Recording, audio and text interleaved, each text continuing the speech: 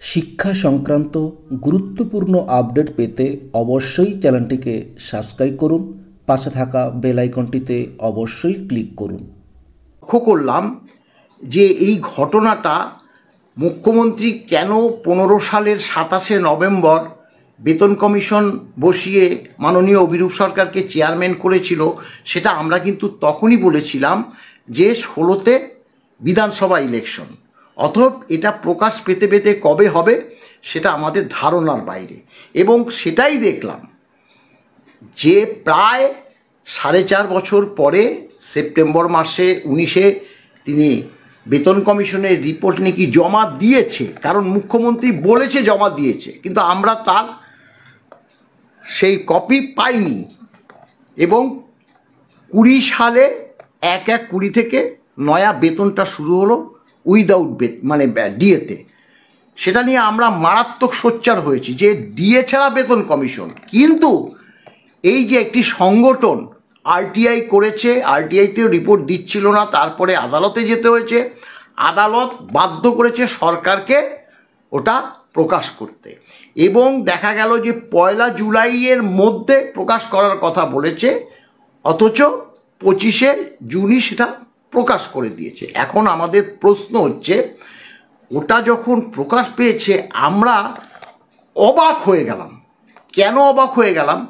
মাননীয় অভিরূপ সরকার কেন্দ্রীয় সরকারের অধীনে চাকরি করে, ইন্ডিয়ান স্ট্যাটিস্টিক্যাল ইনস্টিটিউটে তিনি নাকি প্রফেসর ছিলেন।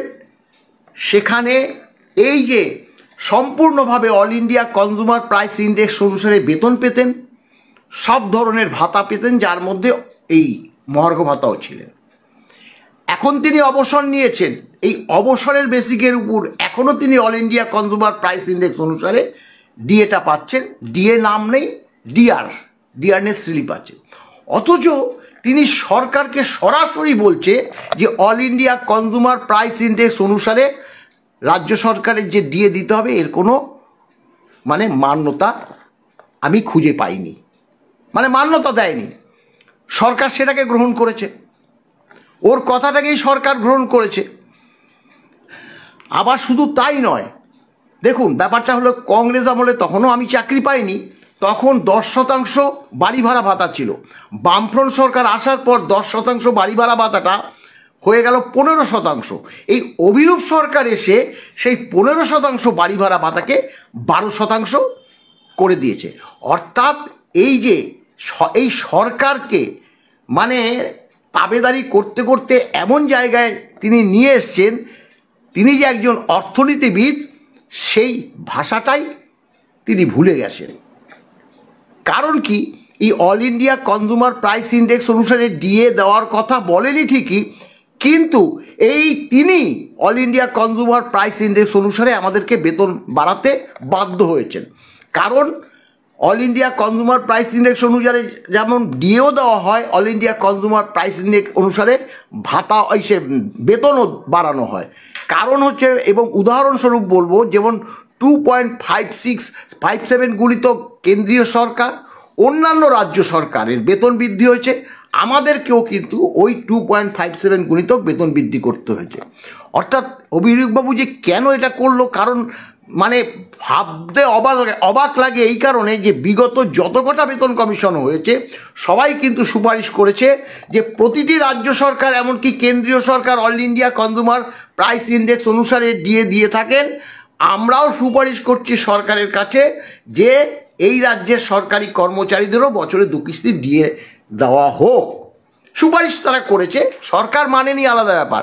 সরকার কবে মানলো? এটা 5ম বেতন কমিশনেরটা মানল।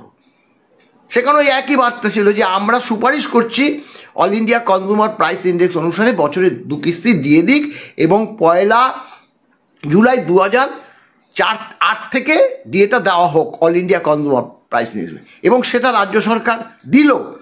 একটা সময় সুপারিশ মেনে নিয়ে রোপাতে লেখার পরেও যখন তারা বন্ধ করে দিল, all India consumer price index অনুসারে ডিএটা বন্ধ করে দিল, ইচ্ছে অনুসারে দিতে আরম্ভ করলো, তখনই আমরা কেসটা করেছি।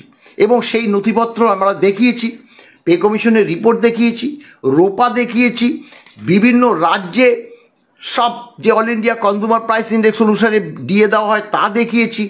এমনকি এই যে পে কমিশনের রিপোর্টে যে পরিষ্কার বলেছে সেই বার্তাও দিয়েছি, যার জন্য আজকে আমরা মামলায় জয়লাভ করেছি।